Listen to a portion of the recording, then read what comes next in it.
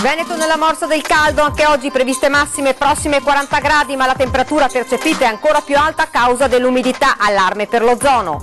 Tragedia sulle Alpi Giulie, 2 anziani alpinisti bloccati in parete sotto il sole cocente sono morti probabilmente per sfinimento. Tragedia ieri sera nel Trentino, un pensionato di 77 anni di Preganzolo ha perso la vita mentre dipingeva i balconi nella sua casa per le vacanze. Uccisa sul tagliamento, oggi l'interrogatorio di convalida dell'omicida di Nadia Orlando. La famiglia respinge l'ipotesi che la 21enne avesse un'altra relazione, come raccontato dal fidanzato. 2 rapine ad un bar e a un negozio nel giro di poche ore, panico a Sottomarina di Chioggia e ora caccia ai banditi che si sarebbero dileguati in sella ad uno scooter. A Noventa Vicentina esplosione, incendio di una cabina dell'Enel, vigili del fuoco al lavoro per ore assieme ai tecnici della società. Tiramisù World Cup, parte a Treviso il campionato più dolce del mondo e gli iscritti in meno di 2 settimane hanno raggiunto quota 450. Ben ritrovati, prima edizione regionale dei notiziari di Antenna 3 Nord-Est, lo avete quindi sentito dai titoli. Veneto nella morsa del caldo, anche oggi previste massime prossime ai 40 gradi. Sentiamo. Un'altra giornata bollente sul Veneto con temperature massime previste superiori ai 36 gradi, ma a causa dell'alto tasso d'umidità i gradi percepiti sono assai di più, con punte di 45 nella pianura. Ad aggravare la situazione il cosiddetto smog estivo, l'accumulo di alte concentrazioni di ozono negli strati bassi dell'atmosfera. I livelli di questo gas nelle ultime ore hanno abbondantemente superato la soglia massima prevista di 240 microgrammi per metro cubo d'aria, soglia d'allarme per la salute. Un mix pericoloso quello di temperature record ed ozono che impone misure straordinarie. Decine di malori in tutta la regione, soprattutto anziani e cardiopatici, le persone più vulnerabili, ma in questi giorni bollenti particolare attenzione va posta anche per chi lavora all'aperto come agricoltori, operai, edili. Piani straordinari sono stati predisposti dalle aziende sanitarie e dai comuni come previsto dalla regione. Il consiglio per tutti è di evitare di stare all'aperto, specie nelle ore centrali della giornata. Adesso me ne vado subito a casa. È l'unico posto all'aria condizionata?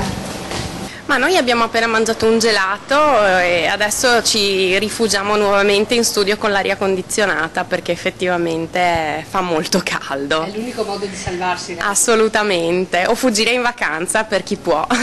Ed in queste torride giornate non mancano le notizie curiose legate al caldo. A Carbonera, nel Trevigiano, le temperature bollenti hanno giocato un brutto scherzo al sistema elettrico che regola il campanile della chiesa di Santa Maria Assunta e nel cuore della notte le campane hanno suonato ininterrottamente per mezz'ora, svegliando l'intero paese.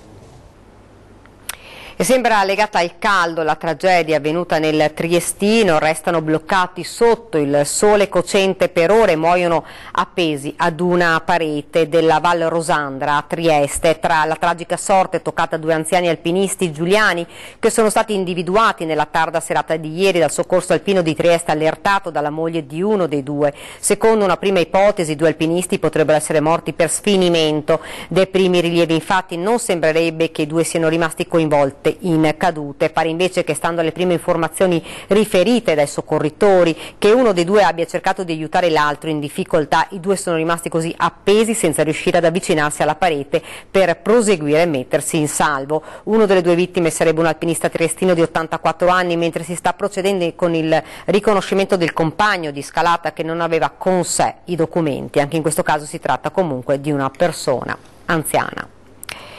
E tragedia ieri sera nel Trentino, un pensionato trevigiano di 77 anni ha perso la vita mentre manutenzionava i balconi della sua casa vacanze.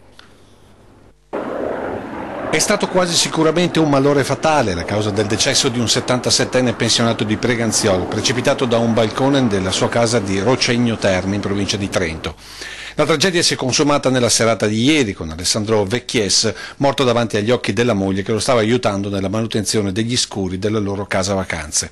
Piccoli lavoretti che la coppia rinnovava ogni anno durante le vacanze estive nella casetta in località Marterre. Tutto è accaduto in pochi istanti, con l'uomo che avrebbe perso conoscenza mentre si sporgeva da un balcone, precipitando al suolo dove di fatto è morto sul colpo. Non un lamento, questo fatto avvalorerebbe l'ipotesi del malore fatale. Immediati i soccorsi del vicino in ospedale di Borgo Valsugana, che nulla hanno potuto però fare su Alessandro Vecchies, mentre hanno provveduto a ricoverare la moglie sotto shock. Sul posto i carabinieri della zona, che hanno atteso con i sanitari il nulla osta della Procura di Trento per lo spostamento del cadavere. E torniamo a parlare di femminicidi. Ieri sera a Musil è fiaccolata per Maria Arca Mennella in giornata l'interrogatorio di convalida dell'omicidio di Nadia Orlando. La famiglia respinge l'ipotesi che la 21enne avesse un'altra relazione, come raccontato dal fidanzato. Non risulta nessun tradimento, stiamo fornendo tutti gli elementi utili per salvaguardare l'immagine della ragazza. Sono le parole dell'avvocato Fabio Gasparini, a cui si sono rivolti i genitori e il fratello minore di Nadia Orlando, la 21enne di Dignano in Friuli, brutalmente uccisa dal fidanzato Francesco Mazzega, 36 anni, di Spilimbergo. Nel racconto fatto agli inquirenti di quella notte, Francesco ha spiegato di aver perso la ragione quando ha capito che la fidanzata aveva un altro. Gli insulti, lo schiaffo di lei, la reazione di lui che l'ha strangolata, girovagando poi fino al mattino con il corpo di Nadia in auto, fino a quando, alle 9, non è andato a costituirsi alla polstrada di Palmanova. Per i familiari della ragazza le parole del 36enne aggiungono dolore al dolore, escludono che Nadia avesse un'altra relazione, non accettano che per difendersi Francesco infanghi la sua memoria. Quell'uomo più grande di lei, troppo presente, troppo possessivo. Ulteriori particolari sul rapporto della coppia gli investigatori della squadra mobile di Udine contano di raccoglierli analizzando cellulari e computer sequestrati in casa dell'omicida reo confesso. Prevista per oggi l'udienza di convalida del fermo. A ieri Francesco era ancora ricoverato in ospedale, guardato a vista per il timore di gesti autolesionistici. Ed ancora cronaca dal veneziano, 2 rapine ieri mattina hanno seminato il panico a Sottomarina ed ora caccia ai banditi che si sarebbero dileguati in sella ad uno scooter. La prima è il bar Navicella vicino alla chiesa, la seconda al negozio Tigotà. A distanza di poche ore ieri mattina a Sottomarina 2 individui che si sarebbero espressi in dialetto veneto hanno assaltato dapprima l'esercizio gestito da cittadini cinesi e poi il supermercato di detersivi e prodotti per la persona in via Marco Polo. Che si sia trattato della stessa banda lo testimonierebbero i racconti forniti ai carabinieri dai diretti interessati. I 2 individui con il volto coperto da caschi integrali sono arrivati e partiti in entrambi i casi a bordo di uno scooter Scarabeo di colore azzurro. Al bar Navicella i 2, brandendo un coltello, hanno costretto il titolare a consegnare loro il denaro del fondo cassa, all'incirca un centinaio di euro. A fine mattinata i 2 malviventi sono entrati al Tigotà e con la stessa tecnica sono riusciti ad impossessarsi di 200 euro. Poi si sono dileguati. Sui 2 episodi hanno immediatamente avviato le indagini i carabinieri che sospettano possa trattarsi di gente del posto, nonostante i controlli scattati subito dopo i colpi dei 2 malviventi. Finora non c'è traccia alcuna. Minacciato, rapinato e picchiato selvaggiamente. La vittima è un tabaccaio di Cadoneghe, periferia nord di Padova, il quale è stato portato via l'incasso della giornata.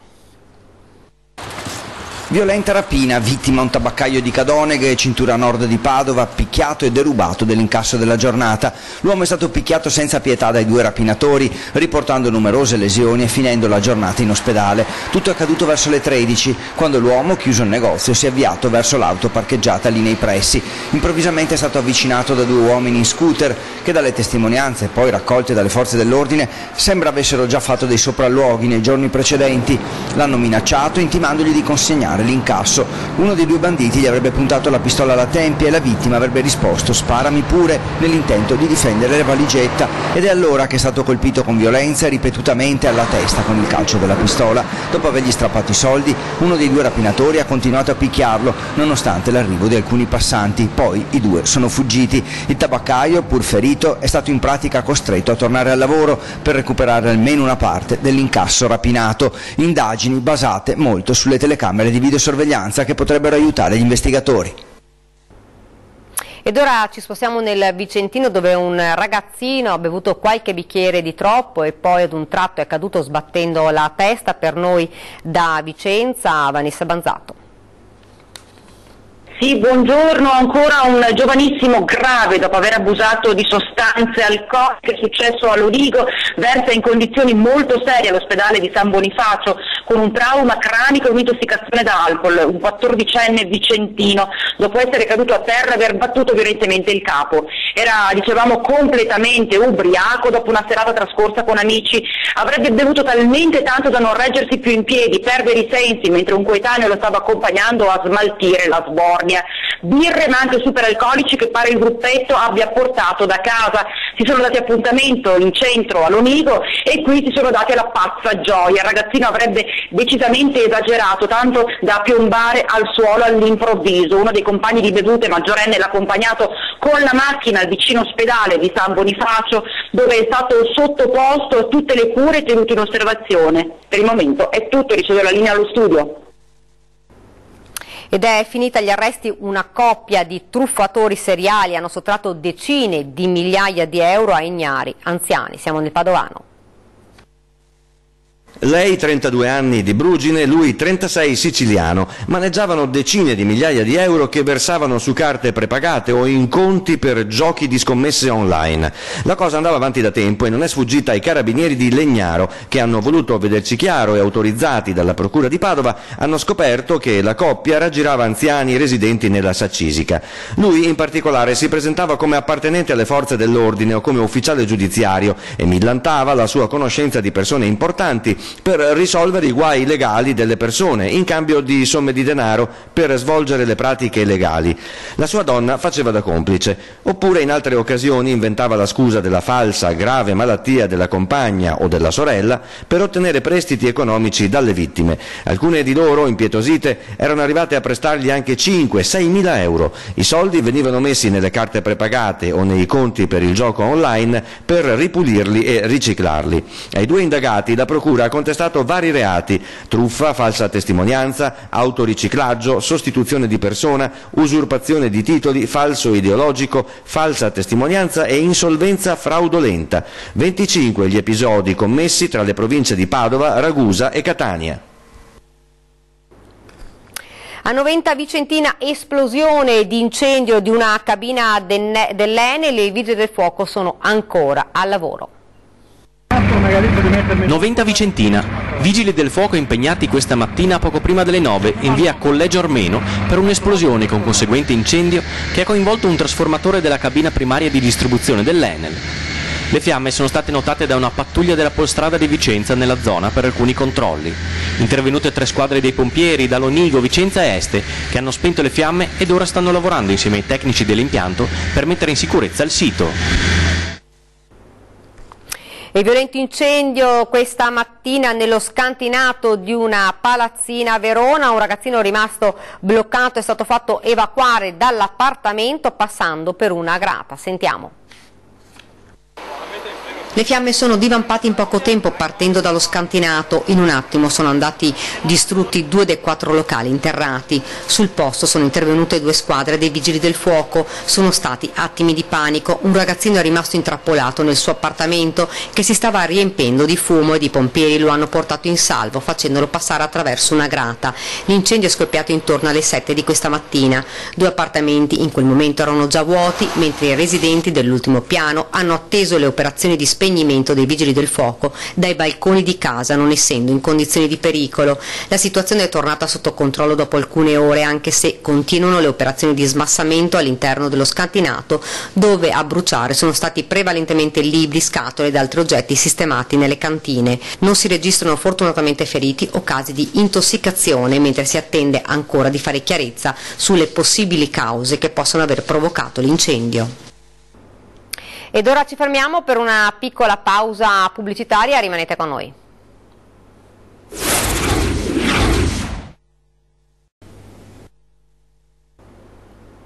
Bene, siamo di nuovo in onda con la prima edizione regionale dei notiziari di Antenna 3 Nord-Est. Il silenzio calato in questi mesi estivi sulla tragedia dei risparmiatori rovinati dalla caduta delle banche venete e gli ultimi allarmanti dati sui suicidi hanno spinto le associazioni a far sentire la loro voce in maniera più chiara. Sentiamo.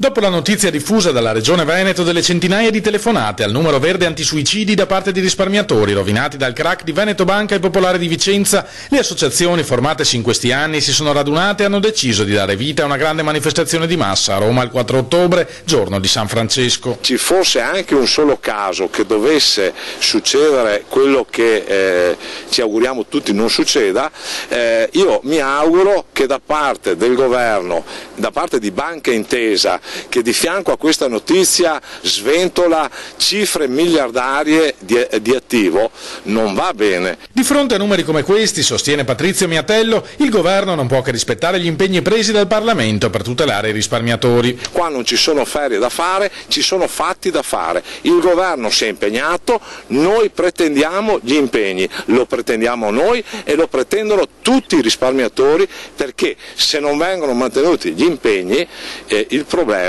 avrà delle conseguenze drammatiche. Siamo molto preoccupati, conclude Miatello, per alcune dichiarazioni irresponsabili arrivate da Roma su quei soci risparmiatori che hanno accantonato il frutto del loro lavoro di una vita e sono stati trasformati forzatamente in azionisti. Dire che sono azionisti speculatori è una vergogna e mi auguro che tutti quelli che l'hanno detto lo ritirino.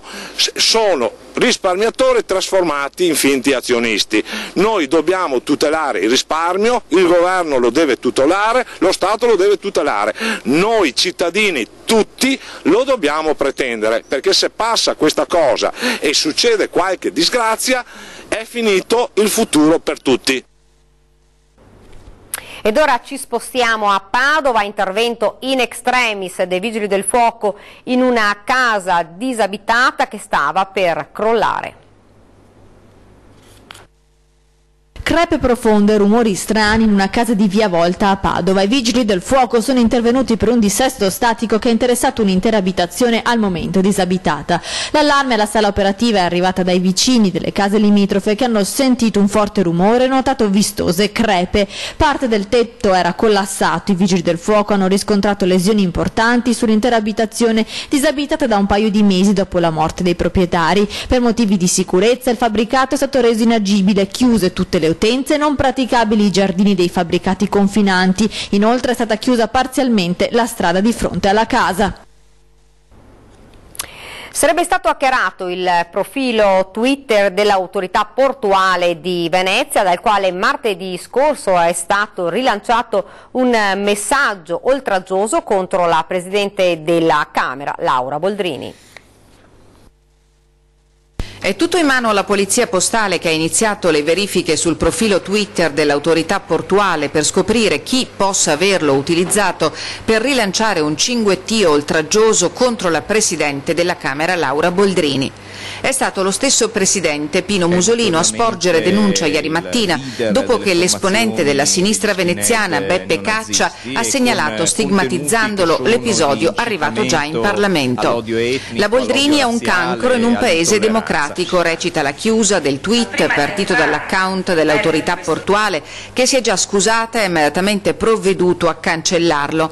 In un comunicato ufficiale l'autorità portuale ha prontamente informato la Presidente della Camera Laura Boldrini dell'accaduto e, congiuntamente alle scuse, ha ribadito la profonda stima nei confronti dell'onorevole e dell'istituzione che presiede.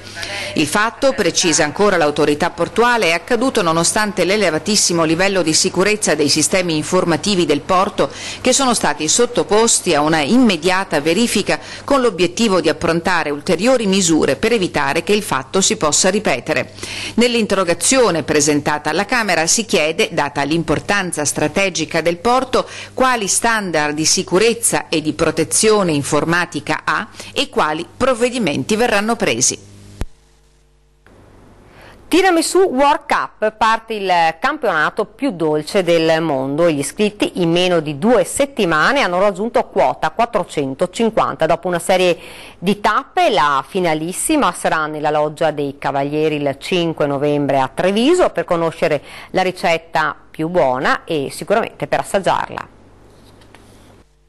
Dolce, buono e trevigiano, il tiramisù sarà al centro di una gara mondiale. I partecipanti non mancheranno, così come sicuramente gli assaggiatori, delle forme più strane con gli ingredienti più fantasiosi. Anche se la ricetta originale è semplice ma chiara, le materie prime devono essere fresche, quindi uova, caffè, savoiardi, mascarpone e cacao amaro. Ma in questa World Cup si dovrà farcirlo anche usando la fantasia. Per esempio ananas, però erano i paesi nordici, perciò hanno dei gusti un po' particolari, diciamo, no? La frutta esotica, roba così, col mango, col papaya. Ci saranno varie tappe, poi la finalissima nella Loggia dei Cavalieri a Treviso, dove sarà coronato il re del tiramisù. Dati alla mano, la manifestazione Volano per la promozione turistica della città è già un successo. In 2 settimane 450 iscritti su 600 posti, 170.000 persone raggiunte con un solo evento Facebook in modo assolutamente spontaneo e 5.000 condivisioni. Senta, ma in tutto il mondo? In tutto il mondo, 56 paesi raggiunti con un sito che adesso andrà online in inglese. Tiramisù anche oggetto di una vignetta di Beppe Mora. Beppe Mora, ma sta battuta da dove nasce? Da dove nasce? Nasce dalle chiacchiere trevigiane, che io ho sempre sentito, ma l'idea è quella di mettere un po' di pepe sul tiramisù in maniera da renderlo, dai, più, come dire, boccaccesco, ecco, via. A sfidarsi non saranno i pasticceri professionisti, ma gli amanti di questo dolce che sta raccogliendo le più stravaganti proposte, dal tiramisù Thai al birramisù tedesco, ma attenzione, non ci saranno deroghe alle materie prime. Credo che l'unica roba da fare sia prendere il cucchiaio e cominciare a mangiarlo. Ma è vero che anche lei sarà in giuria? Assolutamente sì, farò il giudice e sarò inflessibile, dovrò fare più assaggi possibili però. In apertura abbiamo parlato del gran caldo che attanaglia ancora la nostra regione e durerà almeno fino a domenica. E proprio le temperature torride mettono in scena comportamenti poco decorosi un po' in tutte le città, dai turisti in mutande a Venezia ai vacanzieri che cercano refrigerio in autogrill aggirandosi fra gli scaffali a petto nudo, come potete vedere da queste immagini. E ora vi ricordo la nostra trasmissione questa sera 20:10, la nostra trasmissione d'attualità. Si parlerà di femminicidio, ospiti in studio la senatrice Laura Poppato ed il sindaco di Musile di Piave Silvia Susanna. Ed ora invece siamo al nostro consueto appuntamento con le previsioni del tempo, quindi vediamo come saranno le giornate nelle prossime ore.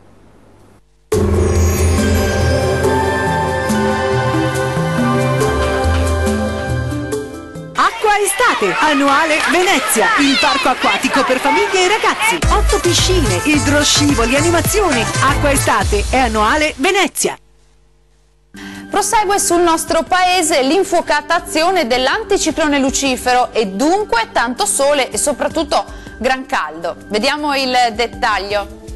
Molto eloquente la nostra grafica che ci mostra tanto sole sul Veneto. Farà come detto un caldo rovente con temperature massime attese tra i 34 e i 40 gradi ma punte ancora insistenti intorno ai 41 gradi. Valori minimi previsti tra 22 e 25 gradi.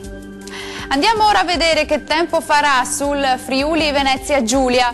Cieli sereni e splendida giornata soleggiata ovunque, anche qui. Sempre caldo intenso con temperature massime previste tra i 34 e i 38 gradi, minime sui 24-25 gradi circa. Concludiamo con uno sguardo al Trentino Alto Adige, poche novità, sole e bel tempo ovunque, salvo un po' più di nubi sparse sulle Alpi di confine anche con qualche temporale associato. Anche in questo caso farà molto caldo con temperature massime sui 37-39 gradi, minime intorno ai 22 gradi circa. Il mare sarà quasi calmo, localmente calmo nel Golfo di Trieste, i venti moderati da sud-est, localmente deboli e meridionali, sempre sul Golfo di Trieste. Dal meteo di Antenna 3 è tutto, arrivederci.